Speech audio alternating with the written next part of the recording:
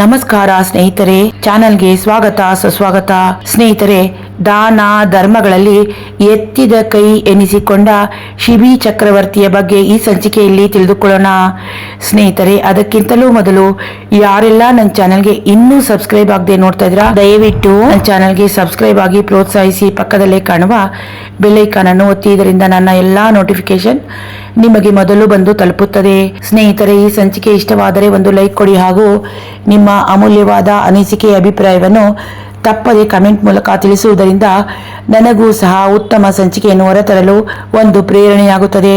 ಹಾಗಾದರೆ ಬನ್ನಿ ಸ್ನೇಹಿತರೆ, ದಾನ ಧರ್ಮಗಳಲ್ಲಿ ಎತ್ತಿದ ಕೈ ಎನಿಸಿಕೊಂಡ ಶಿಬಿ ಚಕ್ರವರ್ತಿಯ ಬಗ್ಗೆ ಈಗ ತಿಳಿಯೋಣ.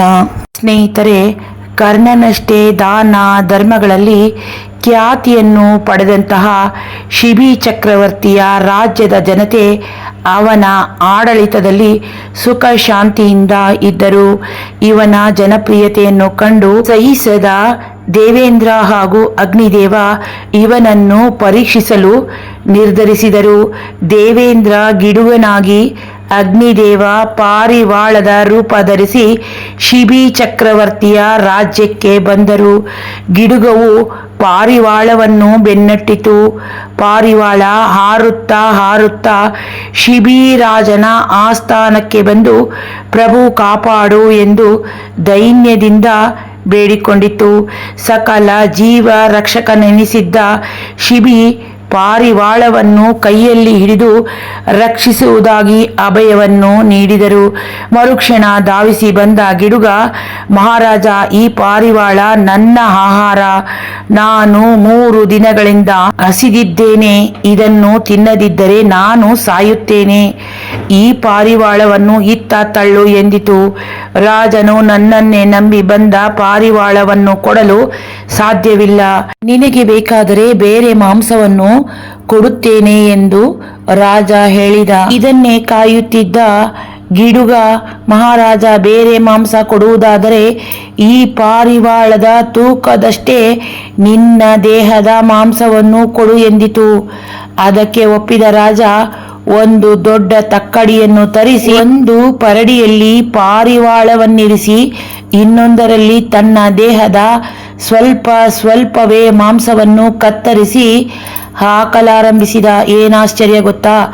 ಎಷ್ಟೇ ಮಾಂಸ ಹಾಕಿದರೂ ಪಾರಿವಾಳದ ತೂಕಕ್ಕೆ ಸಮನಾಗುತ್ತಿಲ್ಲ.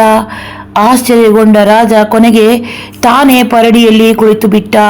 ತಕ್ಷಣ ಇಂದ್ರ ಮತ್ತು ಅಗ್ನಿದೇವರು ನಿಜ ರೂಪ ತಳೆದು, ಮಹಾರಾಜ, ನಿನ್ನ ಬಗ್ಗೆ ಕೇಳಿದ್ದೆವು. ನಿನ್ನ ದಾನ ಧರ್ಮದ ಬಗ್ಗೆ ಹಲವು ಬಾರಿ ಆಲಿಸಿದ್ದೆವು.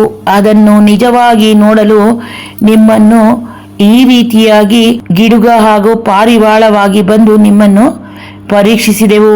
ಆದ್ದರಿಂದ ಮಹಾರಾಜ ಚಕ್ರವರ್ತಿಯೇ, ನಿನಗೆ ಮೊದಲಿನ ದೇಹ ಲಭಿಸಲಿ. ನಿನ್ನ ದಾನಶೀಲತೆ ಜಗದ್ವಿಖ್ಯಾತವಾಗಲಿ ಎಂದು ಹರಸಿ ಅದೃಶ್ಯರಾದರು. ನೋಡಿದ್ರಲ್ಲ ಸ್ನೇಹಿತರೆ, ಕರ್ಣನಷ್ಟೇ ಖ್ಯಾತಿಯನ್ನು ಪಡೆದಿದ್ದಂತಹ ಶಿಬಿ ಚಕ್ರವರ್ತಿಯ ದಾನ ಧರ್ಮದ ಈ ಕತೆ. ಸ್ನೇಹಿತರೆ, ಈ ಸಂಚಿಕೆ ಇಷ್ಟವಾದರೆ ಒಂದು ಲೈಕ್ ಕೊಡಿ. ನಿಮ್ಮ ಸ್ನೇಹಿತರಿಗೂ ಬಂಧುಗಳಿಗೂ ಹೆಚ್ಚು ಶೇರ್ ಮಾಡಿ. ಸ್ನೇಹಿತರೆ, ಚಾನೆಲ್ ಅನ್ನು ಪ್ರೋತ್ಸಾಹ ಮಾಡಲು ಸಬ್ಸ್ಕ್ರೈಬ್ ಆಗಿ ಪಕ್ಕದಲ್ಲೇ ಕಾಣುವ ಬೆಲ್ ಐಕಾನ್ ಅನ್ನು ಒತ್ತಿ. ಇದರಿಂದ ನನ್ನ ಎಲ್ಲಾ ನೋಟಿಫಿಕೇಶನ್ ನಿಮಗೆ ಮೊದಲು ಬಂದು ತಲುಪುತ್ತದೆ. ನಿಮ್ಮ ಅಮೂಲ್ಯವಾದ ಅನಿಸಿಕೆ ಅಭಿಪ್ರಾಯವನ್ನು ತಪ್ಪದೆ ಕಮೆಂಟ್ ಮೂಲಕ ತಿಳಿಸಿ ಸ್ನೇಹಿತರೆ. ಇದರಿಂದ ನನಗೂ ಉತ್ತಮ ಸಂಚಿಕೆಯನ್ನು ಹೊರತರಲು ಪ್ರೇರಣೆಯಾಗುತ್ತದೆ. ಧನ್ಯವಾದಗಳು ಸ್ನೇಹಿತರೆ. ಮತ್ತೊಂದು ಸುಂದರ ಸಂಚಿಕೆಯೊಂದಿಗೆ ಆದಷ್ಟು ಬೇಗನೆ ಬರುತ್ತೇನೆ. ಅಲ್ಲಿಯವರೆಗೂ ನಮಸ್ಕಾರಗಳು.